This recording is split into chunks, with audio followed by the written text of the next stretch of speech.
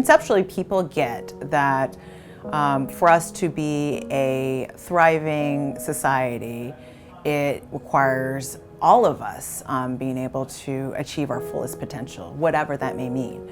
Unfortunately, there is a large swath of people who are not able to achieve that due to systems, policy, laws, practices that systematically oppress them and keep them from engaging with mainstream society. And so I think that people, when confronted with how to engage with racial equity, it's around definitions, it's around approach, and it's also around guilt.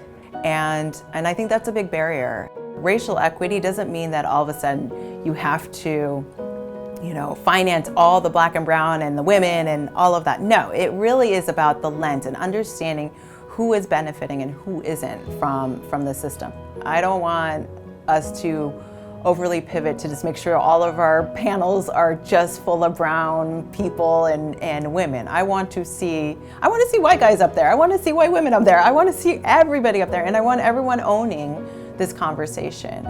Each one of us has an obligation to this work. Myself, my white colleagues, everybody, all of us are participants in this system. But don't ask people of color to do this work for you. Do it in partnership. That's the only way this is going to be meaningful and the only way that it'll last. And that's why I love SOCAP. It's okay, I don't need to have all the answers, and it's kind of funny, none of us do. I don't have the answers. Some of the people I respect in this field don't have all the answers.